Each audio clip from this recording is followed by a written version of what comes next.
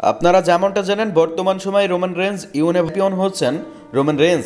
তবে এই দুইটি টাইটেলের মধ্যে একটি টাইটেলটি হচ্ছে WWE ওয়ার্ল্ড টাইটেল।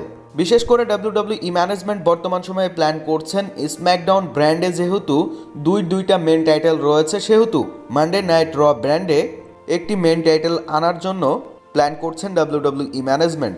তবে রোমান রেঞ্জের কাছে যেহেতু দুইটা টাইটেল রয়েছে, এমতো অবস্থায় মানডে নাইট র ব্র্যান্ডে আরও একটি টাইটেল আনা অনেকটাই খারাপ দিক হিসেবে বিবেচনা করা হবে।